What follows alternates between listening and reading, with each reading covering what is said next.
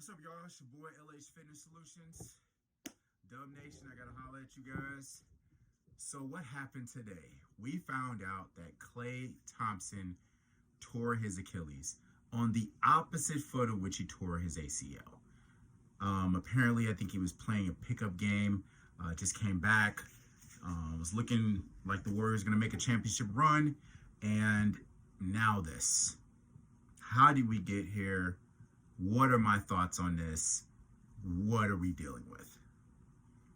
First off, I look at it from a standpoint of an athlete, right? So as an athlete, I've torn both ACLs, but I've also had an opportunity to examine the injuries through a scholarly perspective as a person who has my master's in exercise science, a person who's worked with injured athletes and high performance athletes, and also having a plethora of personal training experience. I look at it from a couple different standpoints. One, obviously, prayers out to Klay Thompson. It's devastating to hear that he's gone for another season. My prayer is that he can salvage his career. I'm really glad that he got his money prior to these injuries, because obviously this would have affected him getting any type of contract in the future. We've seen this happen with athletes like Derrick Rose, where they will become literally shells of themselves. So how do we examine this? How do we reconcile what we're seeing here?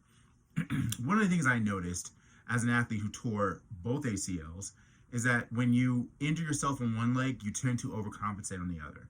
A common practice that I see, even with strength coaches, with therapists, whoever, is that they work really hard to rehabilitate the one leg without paying attention to the overcompensations and the potential damage and wear and tear that occurs on the other leg. So whenever you're injured, you have to always pay attention to not only the leg that you injure or the side that you injure, but the side that's picking up the work. Because the fact of the matter is, with the side that picks up the work, you're going to be dealing with a lot more overuse injuries.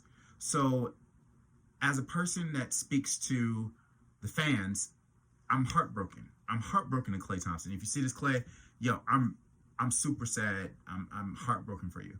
But without pointing any fingers, because obviously I don't know his training staff or the people that are currently rehabilitating him or were rehabilitating him, I definitely can say that from personal experience, it's very important as a strength conditioning coach for me to point out some things that I've noticed in athletes in recovering from injuries. And one of the biggest things is to pay attention to how your weight changes. I.e., if you injure yourself on one side, pay attention to, after you've gone through the protocols of recovery and gone through therapy and treatment and you've re-strengthened the leg, do you still favor the other side? When you're standing, do you lean your hip to one side? So you can really notice a lot of muscular imbalances when someone is standing in line. So if you're standing in line in an amusement park, if you're standing in line for a concert, you're standing in line at Walmart now with social distancing and coronavirus, you're standing in line wherever you are, what side do you favor the most? And what happens to your body when you are standing in line? Are you holding a straight anatomical position? Is it a challenge for you? What side do you push off on? What side do you land on? What side do you typically jump off of? All of these different things are things we can look at as exercise science professionals and as athletes to make sure that we are preparing ourselves and preparing our bodies so that we're not overcompensating with the other side and causing more damage, which could potentially lead to the injury that we saw with Klay Thompson and also with Derrick Rose and several other athletes. Pay attention to the good side. Pay attention to the dominant side. Pay attention to the side that does a lot of the work and picks up a lot of slack, because you may be dealing with overcompensation and overuse injuries, which could potentially lead to catastrophic injuries. I am a witness and a person who has suffered this.